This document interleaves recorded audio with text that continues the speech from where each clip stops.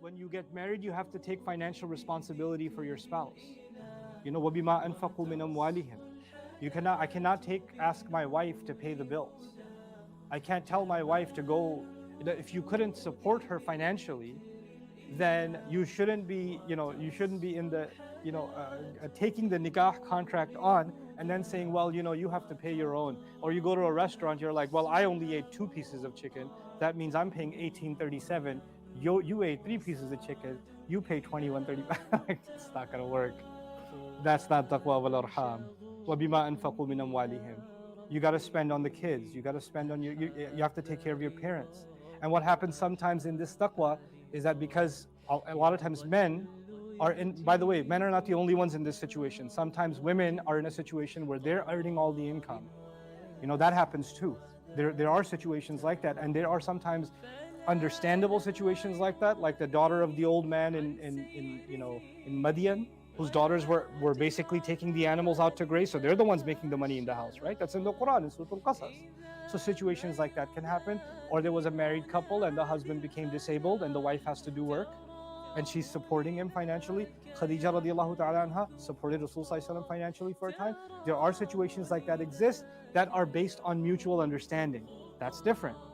That's a separate thing. But outside of that, what I'm trying to tell you is, I cannot impose a financial obligation that Allah did not impose. And I cannot make, just like in the taqwa of Allah, I cannot make haram what Allah has made halal. And I cannot make halal what Allah has made haram. The same way in my financial dealings, I cannot tell my wife, hey, I don't like your mother, don't give her a gift this Eid. I can't do that. Why is she doesn't have a right to give her mother a gift? She doesn't have a right to take care of her cousin who needs a loan, or it's her choice. That's a goodness that Allah has made that halal for her. In fact, it's even an act of ibadah. Why would I stop her from doing that? And the same way she cannot stop the husband. Hey, you said you're going to give your mom this. Why are you going to give her this? Your mom has enough, or your dad has enough. She can't do that to you. And your mother can't come along and say, I see you're taking your wife on a vacation, huh?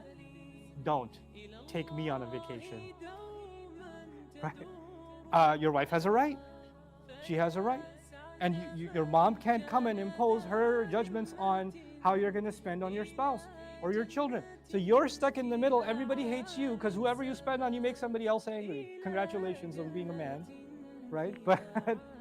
But the idea is that you have to have taqwa of Allah, in that you're mindful that you're being fair in all of your financial dealings, in all of your financial responsibilities, and you're giving people what their rights are. That's actually part of what taqwa al-arham.